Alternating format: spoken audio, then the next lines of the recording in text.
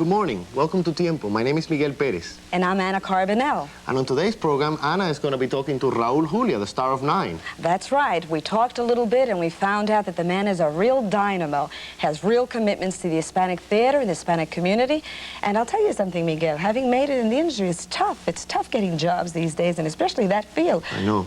But of course, you're going to tell us about jobs, aren't you? Yes, I am going to be talking to some people from the Job Corps in the South Bronx, and they're going to be telling us all about their program, which takes kids off the streets and teaches them skills to find a job. So, and then after that, we're going to be talking about TelMed, which is a new telephone system sponsored by a local hospital that you call and you find out about diseases. And they got several, more than 60 lines, I believe. We're going to find out later on where you can call and find out about your specific problem. So if you have any ideas that something might be going wrong, here's a new telephone number for you, and we'll be talking to the guy who's been putting it together. So stay tuned and spend Tiempo with us. Yes, please.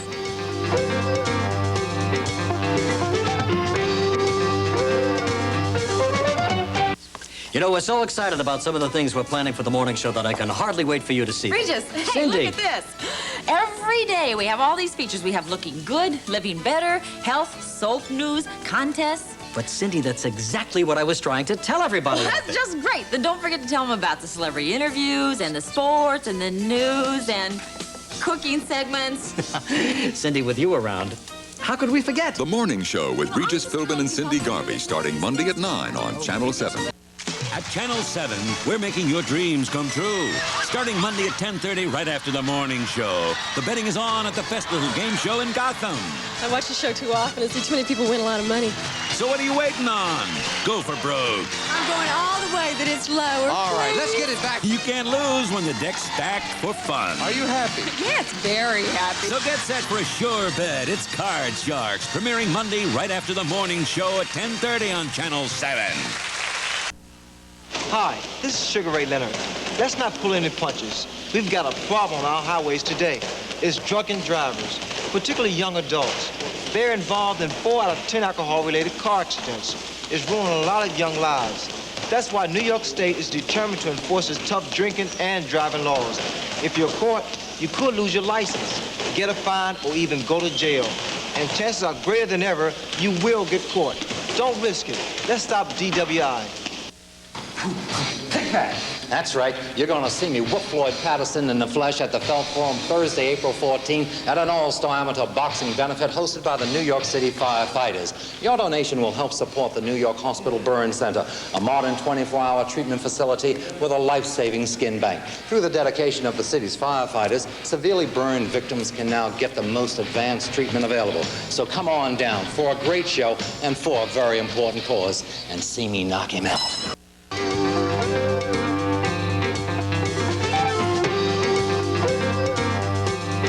How many of us have had the opportunity to dream the impossible dream and then make it a reality? Well, Raul Julia, star of 9, has done exactly that. One of the hottest Latins in this country today. He is a dynamic individual, and at the Century Cafe, when I met him, I found out what made the man so special. I had heard you recently at a meeting, and you had spoken about the impossible dream. And you went for it. Yes. Yeah, I went for the impossible dream. As romantic and as corny as that may sound, I went for the impossible dream. And I'm still going for the impossible dream. I think going for the impossible dream, to me, is what it's about in life. Do you think that it was Joe Papp who gave you the break to get into the English drama, the English theater? I would say yes. I would say Joe was very instrumental in that. At the Delacorte Theater, we did this poetry reading, and I recited the poetry with great enthusiasm. It was a patriotic Puerto Rican poem by a famous Puerto Rican poet, and the audience got up and cheered. And I think Joe was impressed by my delivery, and so I auditioned for him for Shakespeare, and he liked very much how much I enjoyed Shakespeare, what I brought to Shakespeare, my delivery of Shakespeare. And so he started hiring me to do Shakespearean plays in Central Park, and that's how I started getting out of the usual Spanish acting kind of Spanish plays, and getting more into being appreciated and regarded as a Shakespearean actor in English. Joe Papp saw through the stereotype. He saw there are people that seem to have certain ideas about how Shakespeare should be done, and the truth is that I can do it like that too, but I choose not to. Because Shakespeare should is universal, and I think Shakespeare wrote for the world and not for Englishmen only. And there might be people out there that have very narrow ideas about how Shakespeare should be done. But my idea is to break all these narrow-mindedness and stereotypes that people have about Shakespeare, or about ethnic groups, or about Hispanics or any other country doing Shakespeare in his own language, and showing that it can be beautiful and that it can be done. Tell us a little bit about the World Hunger Project. Well, the World Hunger Project is about creating a context of responsibility in the planet.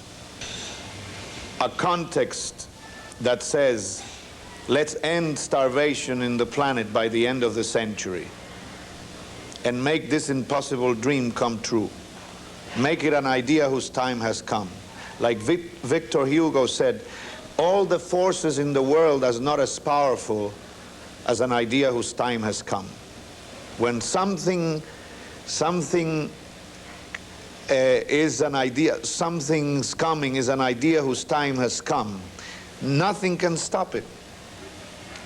And we can create an idea whose time has come. Individuals can create an idea whose time has come. And that's what the Hunger Project's basically about, is about first recognizing the power that every individual has. And once you recognize that power, you recognize that you can make anything an idea whose time has come. Tell us about your commitment to the Hispanic theater. My commitment to it is to making the Hispanic theater grow, to bring our own Hispanic community to participate more in the theater, which we're not getting enough participation from the Hispanic community, and also to have non-Hispanics, the non-Hispanics on this country also participate in our theater, because education is a very important thing. I think we need to breach this gap between the Hispanics and the non-Hispanics and break the stereotypes. Stereotypes come out of ignorance. And once people get to know us, the Hispanics, and we get to know the non-Hispanics, the more we get to know each other, the more we'll be able to contribute to each other. And that's it. It's very important, especially now with our relations in Latin America.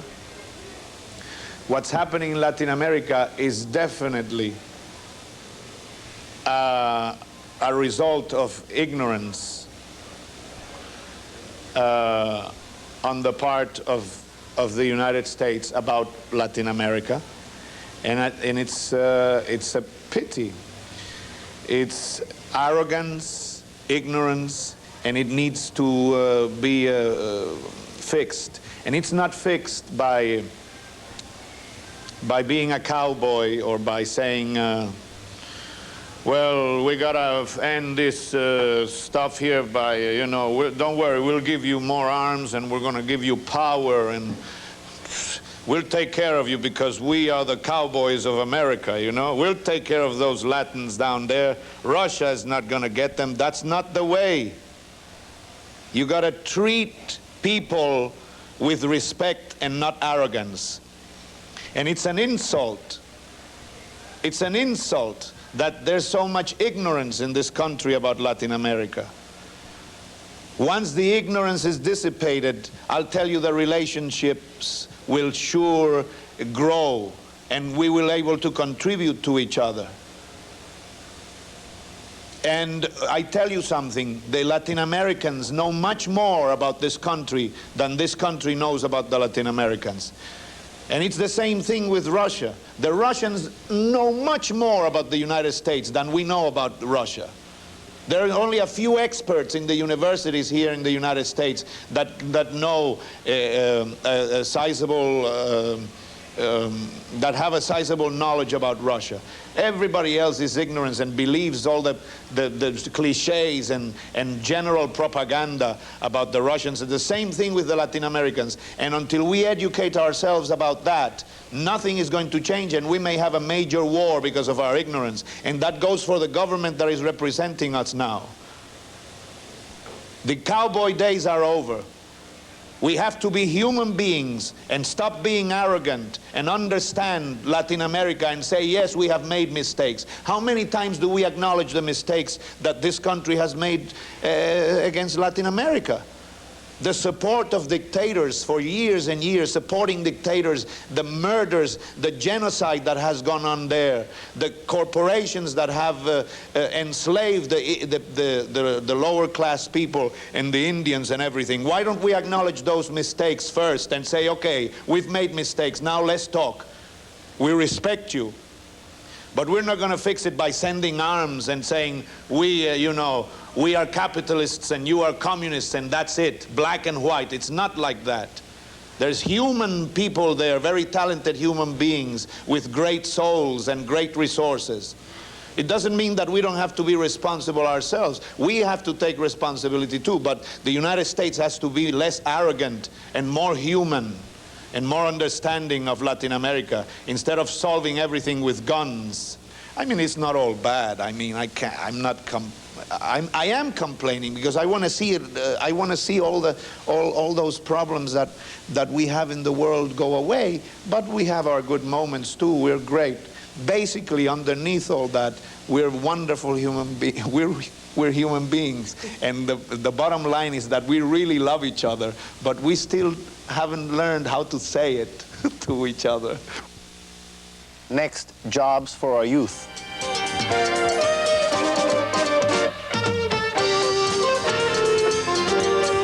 Well, as you can see, things are moving right along here on the morning show. We're busy scheduling some top-notch entertainers, experts in various fields. Regis, Cindy. oh, he's confirmed. Cindy, please, hang on to it for just a minute. I just want to tell the people he's on our show the first week. Burt Reynolds. Yeah, he's just one of the many guests scheduled on our first week. No, he's one of those handsome, charming... Well, if you like that sort of thing, I guess it's all right. Exciting man in America. After you.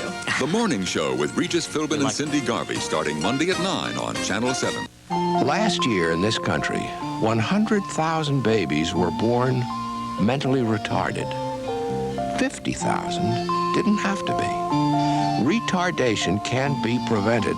So support the ARC, the Association for Retarded Citizens. Is this baby mentally retarded? If he is, there was a 50-50 chance he didn't have to be. Build the ARC. When you give help, you give hope. The survival of mankind may depend on its willingness to remember the atrocities of its past. To remember 6 million Jews numbered for death in Hitler's extermination camps.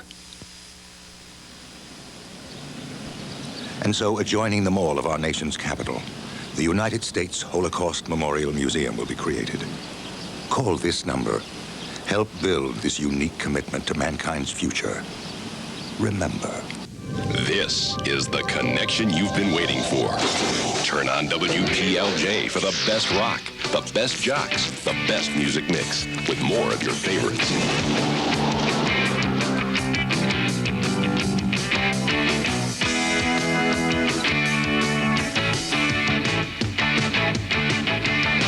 WPLJ has it all. More of what you want from your radio station. WPLJ, the home of rock and roll.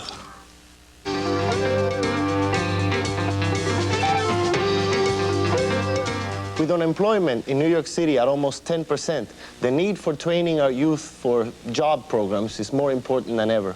And in the South Bronx, there is a program that is doing just that. The Job Corps Center in the South Bronx takes kids off the street and teaches them the skills to go out and find a job.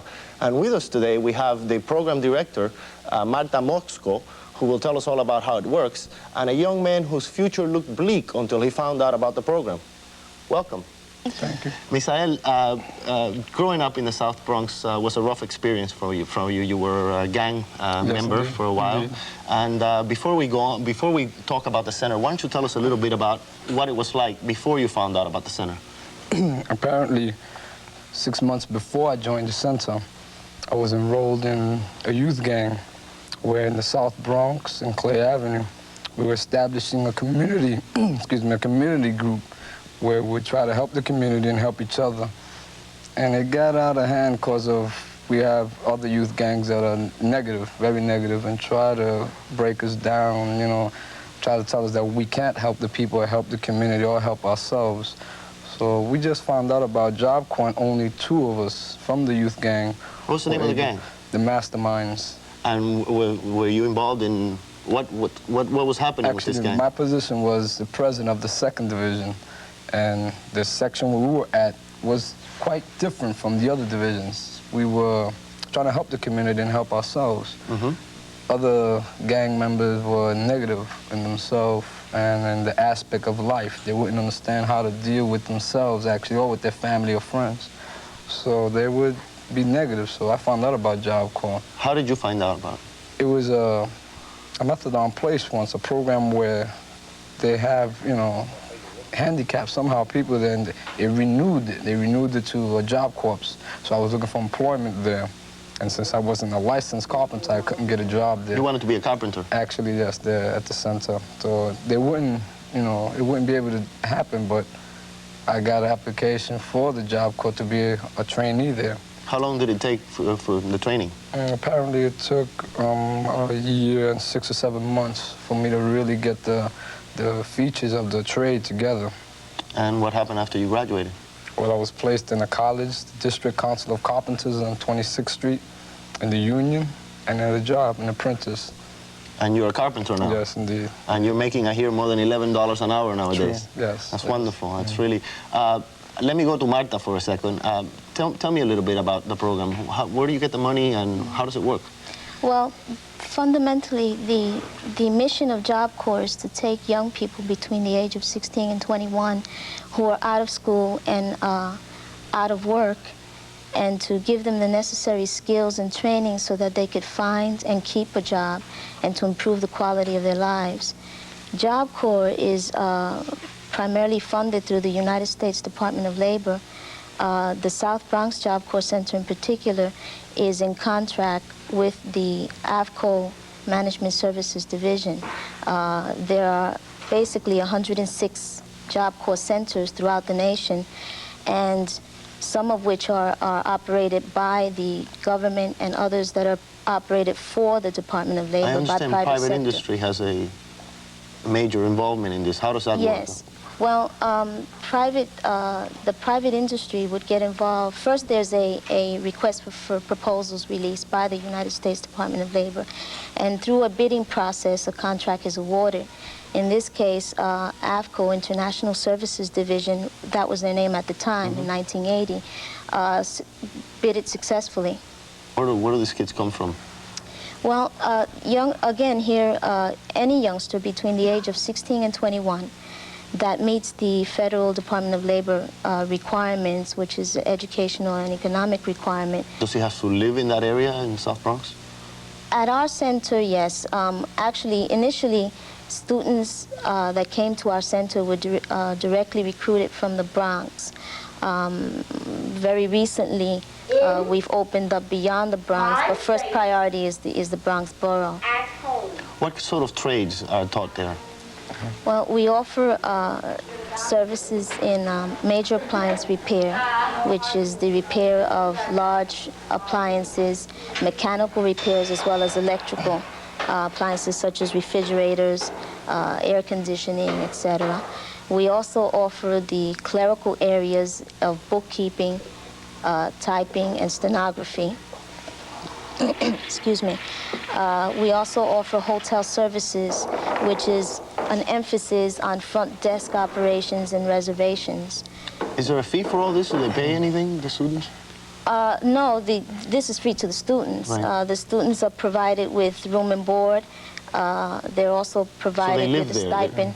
Yes, we are a residential center. We have 200 students who are residential students and 50 non-residential students. I understand some of them actually get paid, or all of them get paid. Yes, through CETA they receive bi-monthly stipend, and that's, of course, that's based on the time of the student is here. Initially, when the student arrives to the center, he or she is paid $18 twice a month. And as they perform and they progress and are evaluated, that can increase up to $100 a month.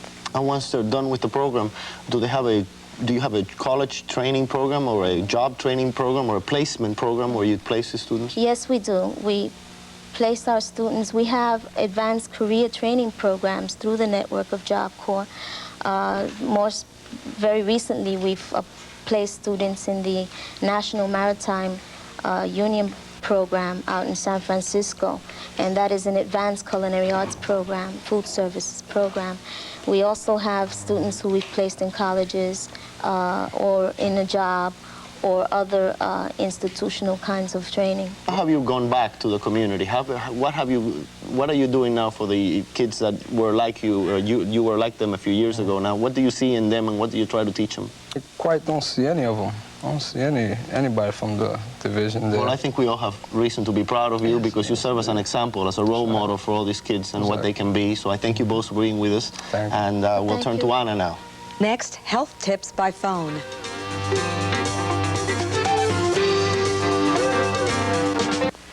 You can neglect a child even before birth by neglecting yourself. Without adequate foods, a baby's body won't grow normally. Without medical checkups and the right shots, little children can catch big diseases. Every year, hundreds of children die accidentally because someone isn't at home. It's even possible to neglect a child to death. Call the New York State Child Protective Hotline, 800-342-3720. At Channel 7, we're making your dreams come true. Starting Monday at 10:30, right after the morning show. The betting is on at the Festival Game Show in Gotham. I watch the show too often. I see too many people win a lot of money. So what are you waiting on? Go for broke. I'm going all the way that it's lower. All right, let's get it back. You can't lose when the deck's stacked for fun. Are you happy? Yes, very happy. So get set for a sure bet. It's Card Sharks, premiering Monday right after the morning show at 10:30 on Channel 7. It hasn't been easy for Michael, but he's a wonderful child. I'm really glad we adopted him. The agency told us about the financial and educational programs available for retarded children, and that's been a big help. But I think the time we spend with Mike counts the most. And I like knowing that we're making a difference. Hey, there we go. You, too, can make a difference.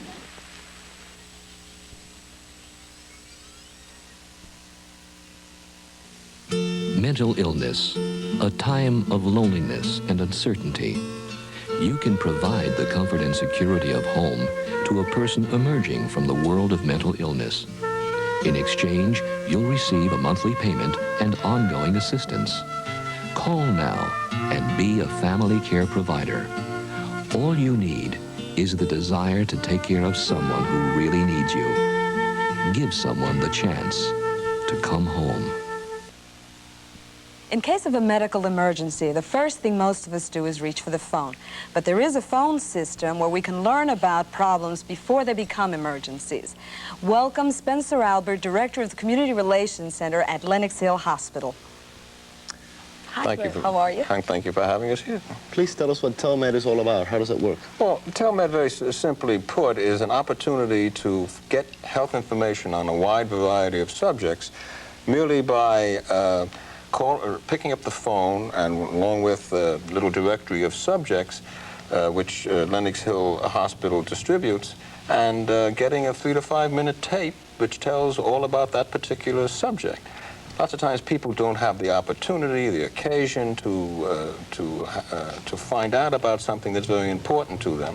Here they can do it through TelMed, picking up the phone during our regular hours, which are 9:30 to 4:30, Monday through Saturday. Who actually prepares the tapes? Well, all the material is carefully screened and reviewed by the most competent medical authorities at the hospital, as well as other authorities on certain occasions, so that what people will be hearing is the latest, the most up-to-date information with respect to the subject, the health subject that in which they're particularly interested.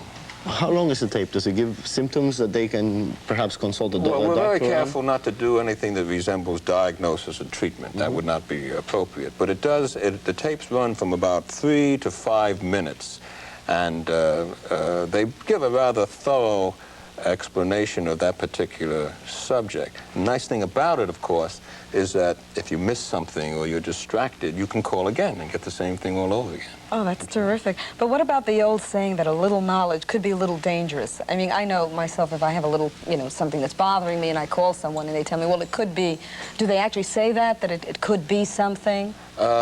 Well, yes and no. I think that what you're saying, a little knowledge, could be a dangerous thing. But we also have, as you may know, a health education center on the corner of 76th Street and Lexington Avenue. And people are invited to come into the center and get more comprehensive information, also without charge. And what they have the opportunity to do is see a film, see a videotape, get more and more extensive information that way.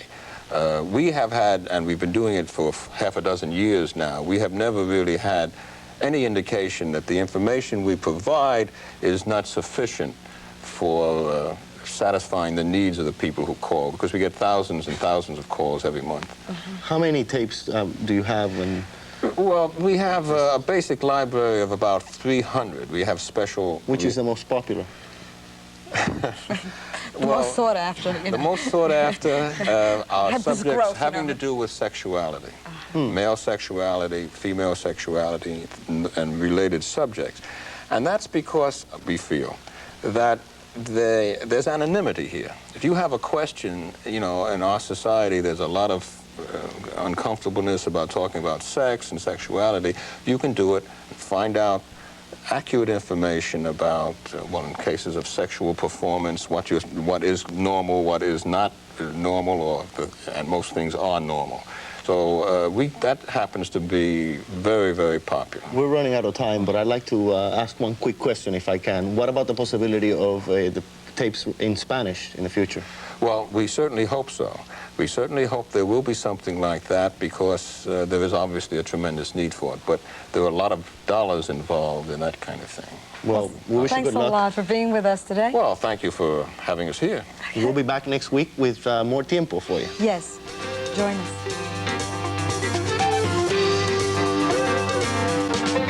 An exhibit of symbolic animals, monsters, and demons in antiquity and the Middle Ages at the Pierpont Morgan Library at 29 East 36th Street in Manhattan, Tuesday through Saturday, 10:30 to 5, and Sunday, 1 to 5.